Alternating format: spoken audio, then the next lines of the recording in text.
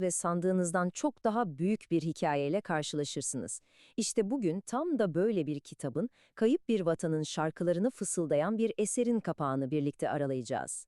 Şimdi bakın, elimizde böyle bir kitap var. İlk bakışta ne düşünürsünüz? Belki de sadece zamanın biraz yıprattığı, üstünde çiçek ve kırlangıç desenleri olan eski bir şiir kitabı, değil mi? Ama bu mütevazı kapağın altında bizi gerçekten de beklenmedik bir yolculuğa çıkaracak bir sır yatıyor. Hadi bu sırrı birlikte çözelim. Şimdi bu hikayeyi çözmek için gelin bir dedektif gibi iz sürelim. Sayfalardaki her bir detay yapbozun kilit bir parçası olacak. Karşımıza ilk çıkan ipucu kitabın künyesi. Şair Bilal Mambet. Eserin adıysa Annemin Türküsü.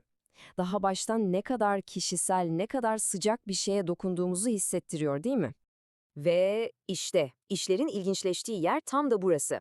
Bakın, kitap 1973'te basılmış, basıldığı yer Özbekistan'ın başkenti Taşkent. Peki ya dili? Kırım Tatarcası.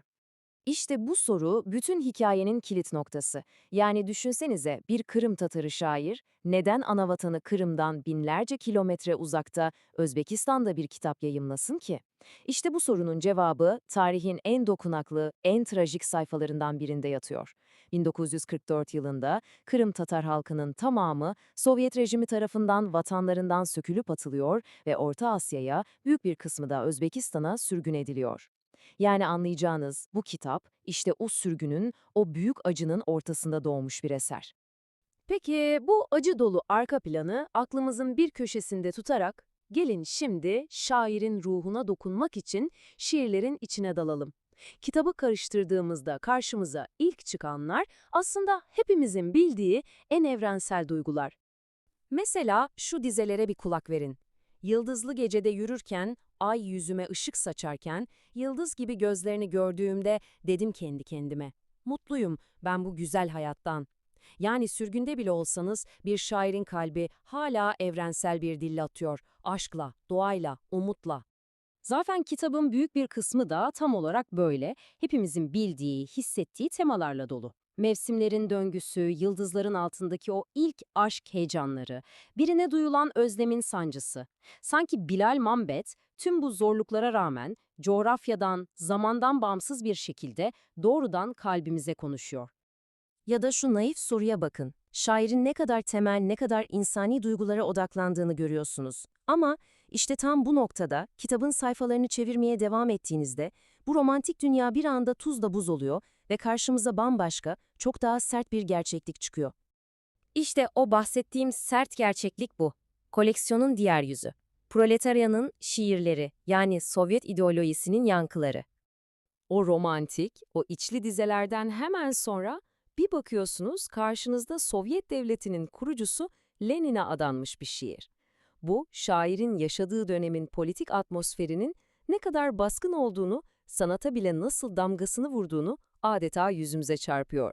Ve bu tek bir şiirle de kalmıyor tabii. Sovyet ideolojisinin o iki temel direği kitabın geneline sızmış durumda. Bir tarafta devrimin sembolü olan zırhlı araçlara övgüler dizilirken, diğer tarafta kolektif çiftliklerdeki emeğe, özellikle de pamuk tarlalarında dökülen alın terine methiyeler yazılıyor. Pamuk demişken şiirlerde sıkça geçen beyaz altın ifadesini anlamak çok önemli. Bu Sovyetler için sadece pamuk demek değildi. Özellikle Özbekistan gibi yerlerde devlet için muazzam bir zenginlik, bir gurur kaynağıydı. Ama aynı zamanda halkın hayatını baştan aşağı şekillendiren ekonomik bir sistemin de parolasıydı. İşte kitabın asıl gerilimi tam da bu noktada ortaya çıkıyor. Bir yanda şairin kalbinden gelen en mahrem, en kişisel duygular var. Diğer yanda ise devletin ondan duymak istediği, beklediği ideolojik söylemler. Bu durum ister istemez akla şu soruyu getiriyor. Bu övgü dolu dizeler, o zorlu şartlarda hayatta kalmak için ödenen bir bedel miydi, yoksa sistemle gerçekten samimi bir bağ mı kurulmuştu? Peki bu iki zıt dünyayı, yani şairin kalbiyle devletin taleplerini birbirine bağlayan bir anahtar olabilir mi? Kitabın sonlarına doğru şairin kişisel hikayesine yaklaştıkça bu sorunun cevabı da yavaş yavaş aydınlanıyor. Aslında vatan teması her iki dünyanın da ortak noktası gibi. Şair bir şiirinde diyor ki, sevmeyi bil tarlaları, ormanları. Bunların hepsi senin yurdun, ulu vatanın. Buradaki vatan sadece bir toprak parçası değil, çok daha fazlası. Köklerini aradığı bir aidiyet duygusu. Ve işte bu küçük kitabın içinde saklanan o büyük sırrı, bütün yapboz parçalarını bir anda yerine oturtan o tek dizeye geliyoruz. Hazır mısınız? Öksüz büyüdüm, annem vatan, babam halkımdır. Bu dize her şeyi baştan yazıyor, her şeyi anlamlandırıyor. Bu kitap artık birbiriyle çelişen şiirlerden oluşan bir koleksiyon değil, hayır. Bu, vatanından koparılmış, belki de ailesini kaybetmiş, öksüz bir şairin kendine yeni bir aile kurma çabası. Anne ve baba figürlerinin bıraktığı boşluğu vatan ve halk sevgisiyle doldurma hikayesi. Ve kitabın adı Annemin Türküsü. İşte şimdi kulağımızda çok daha derin, çok daha dokunaklı bir şekilde çınlıyor. Çünkü onun annesi vatanın ta kendisi. Bu sıradan gibi görünen kitabın bize anlattığı hikaye aslında şunu hatırlatıyor. Bazen en derin, en güçlü hikayeler en beklemediğimiz yerlerde saklıdır. Bir an durup düşünün. Sizin etrafınızdaki o sıradan nesneler doğru soruları sorduğunuzda size hangi unutulmuş hikayeleri fısıldar acaba?